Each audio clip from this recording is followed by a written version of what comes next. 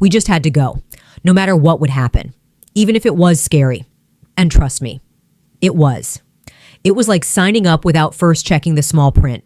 But I did not feel like talking about it back then. Today we are going into the complex web of deceit and chaos that was the Browns' infamous Season 13 relocation to Flagstaff in depth. This wasn't a spontaneous act. Oh no, this act, it was multi-layered.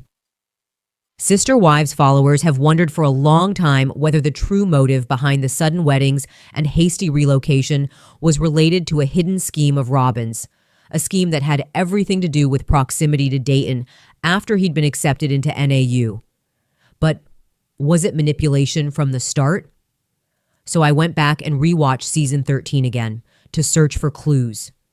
Because how suddenly they all relocated their lives, the sheer insanity of it, it warrants a closer examination. Let's break it down. Straight out of the gate in Season 13, Kody starts dropping not-so-subtle clues that he wants to move back to Utah. Utah. The same state they fled from because of anti-polygamy laws, the state they actually sued a few years back. So, why in the world the sudden interest? It looks like things got hot around the time that Mary made her own power play. Buying Lizzie's Heritage Inn solo. No family financial help. This was her goal. Taking back a family legacy. Kody at first promised to give her money, then flaked out with a flip remark, "Oops, don't have it." That stung Mary, but she still made it happen, with LuLaRoe grind and not a single penny of help from the Browns.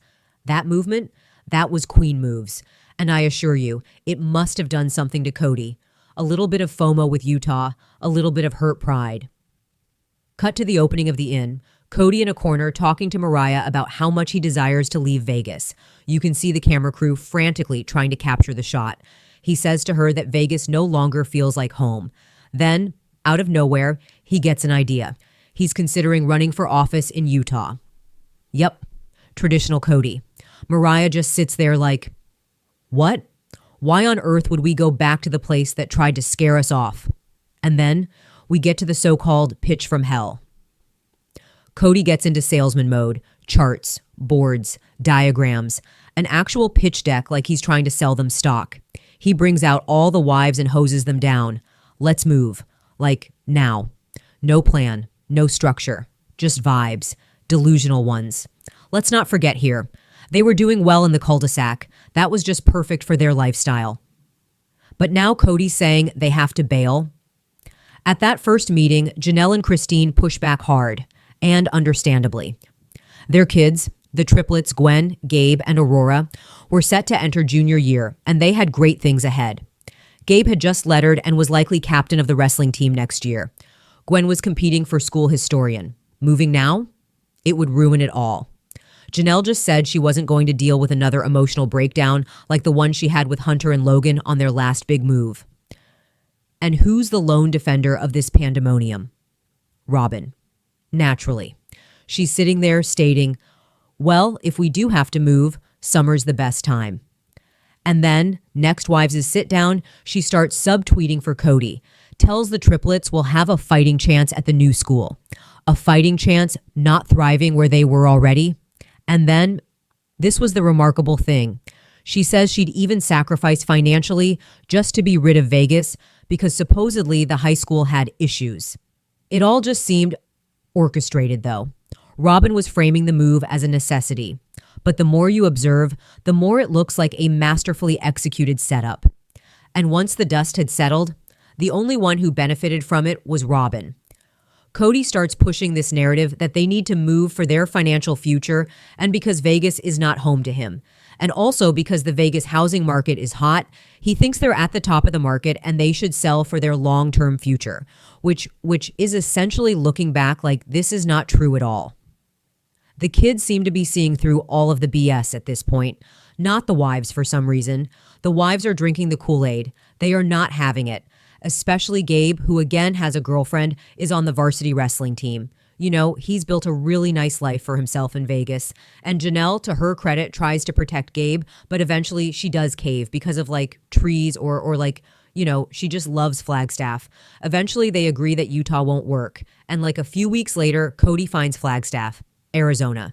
It's like they're literally at this point It seems to the viewer like they're just like throwing darts at a board or something. He barges in on Mary, changing a light bulb to show her pictures. He's like, look, look, look. And she's like, where is this? And he's like, Flagstaff, Arizona. And let me just mention that literally the next thing you know, like a few episodes later, or like one episode or two or whatever, Robyn's son Dayton announces at this family gathering that he got into Northern Arizona University. It's hard to tell the real timeline and when things were filmed and like how far in the future the initial thought of Flagstaff and the acceptance were. But it just doesn't seem like it was that much time between, when they started to think about Flagstaff and Dayton getting an approval letter from NAU. It is kind of highly suspect, to be honest with you. The conspiracy, I think has some legs. So, next thing you know, he takes Robyn and the girls for a tour of Flagstaff, and they see Coyote Pass, and they love it. Robyn sees the angels singing. Then Christine gets dragged along to some wind tunnel of a property that they hate before being shown Coyote Pass 2, and her angels are also singing. Noticeably, Kody's like holding Christine's hand when they visit. It's like, is this a tactic or something? Christine is definitely sipping the Kool-Aid pretty hard. I noticed that when he brings the wives to Flagstaff, he's giving them affection, Not sure if this is like what he's doing to like get them to like the idea. But with Mary in his confessional, he's like, what a nice place to rekindle a relationship. Flagstaff. So was he trying to tell Mary, listen, like, if you come with us, we'll rekindle our relationship? I don't know. But Mary's vibing with a different spot that only her and Kody have seen first. Cottonwood. It's cheaper, closer to town with trees and peace. Kody also loves that property. And for a second, it seems like they might go for this place, Cottonwood, but we'll see later. Robyn hates Cottonwood. Steep roads, dirt roads, fear of wildfires, just bad vibes. And they end up going with Coyote Pass because majority rules. And for some reason, Janelle's just into it. She's like ready to put an offer down right there. She went so quickly, in my opinion, from like saying like, no, we can't do this to the kids, to being Alan. Janelle is like mesmerized by the outdoors, the trees vibes. Like Christina is like, maybe it's a red flag, that the prairie dogs have plague on Coyote Pass, but I still want to move there. Like what? The whole prairie dogs have plague thing and you can't play in the dirt is a major red flag that I don't think they gave enough attention to, honestly. And so one thing I found ironic about when they were looking at the property Coyote Pass is that Kody is not feeling the pond. It's the one moment where he was, you know what? I'm not into the pond at all. I have no interest in it. It does nothing for me. Which is so ironic because for seasons afterwards, Kody is all about the pond. Who gets the pond? All the fun they could have with the pond. So a total 180 here too. It's like the land of contradictions and half-truths. Gwen says that she hates the land. She actually hates Cottonwood, to be honest. She called it ugly. Christine's there, and Christine's response to Gwen is, oh, well, you only have to live here for a few years and then you can move on. Which I thought, was not a very nice response. Honestly, I think they should have considered the kids a little bit more in this whole entire thing. To be honest, Gabriel says that the move is destroying everything he worked for. Maddie straight up says the move they move so much that it doesn't even matter anymore. Like she's not going to chase them around. And Aspen is really, really against it. They have like a heart to he-heart on Christine's bed, and she calls it dumb, too fast, unnecessary. Honestly, the kids are making a lot of sense, but it's just not competing with the adults. The adults have blinders on. I don't know, like, what is happening. And just when you thought it could not get messier, Kody starts meeting up with architects behind the wife's back to design a big house. Yeah, the one home plan he said was never going to happen. He's already drawing up blueprints at this point. Secretly brings his brother and Mary's brother-in-law to see the plans. And like, yeah, this is not going to go over very well. And it doesn't either. And wouldn't you know it, Robyn's getting the most square footage in that house that they are designing.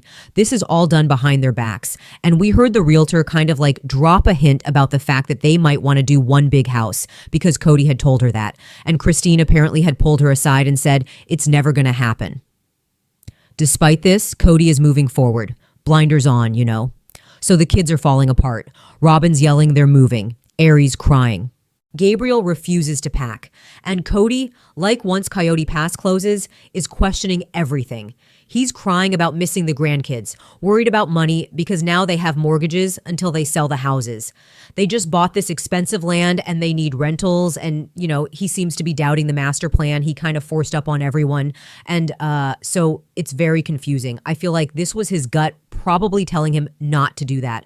And even Mary's like, let's just rent and slow down and not buy at the property now. But she's kind of ignored. And Mary just voices her full opinion during this whole thing, how she doesn't like Coyote Pass, really. Angels are not singing for her. And it just feels like she's getting bulldozed and everyone wants her to say something positive or agree with them, but she's just not playing their game, which honestly, Mary was making a lot of sense. In the end, they do buy Coyote Pass. Mary's the only one not really on board, and the wives are mostly kind of playing along, but the kids are still not. Kody's burning out, and the seeds of future disaster are fully planted. Flagstaff, as we know, ends up being one of the biggest mistakes the cast of Sister Wives ever made. And so Flagstaff just ends up, it's a lot more expensive, so the money reason doesn't make sense. Also, Vegas was not at the top of the market. I don't know what he was talking about. Kody shows some regret after the owners accept the offering hoodie pass. And for the first time, he was actually, his doubts were making sense. So the season ends in Robyn's huge mansion rental. Because of course, and their neighbors are coming out wanting to know who are these people, what's going on. And Maddie and Caleb, Mariah and Audrey, and Aspen and Mitch have to leave them there after helping them move with plenty of crying going on. And, they're not going to see their grandkid anymore. I don't know for how long, they end up having this mansion, by the way. Because this doesn't, I don't know. I don't remember seeing it a lot, but it is beautiful, I have to say. So the move to Flagstaff, in my opinion, was the dumbest idea they've ever had. Manipulation or not, it set off a sequence of events that kind of ruined their family culture. And in the end, Coyote Pass was sold with nothing done on it. It was a delusional dream. And honestly, they should have stayed in the cul-de-sac. Just my opinion. Moving to Flagstaff was like a decision disguised as some type of family decision, but the reasons didn't really hold up. And season 13 then was like the beginning of the end for the Browns' unity. And Flagstaff was the battleground. All right, guys, I hope you enjoyed my deep dive on season 13 of Sister Wives, the big Flagstaff move. Let me know in the comments what you think about all this. And I still can't understand it. All right, guys, bye.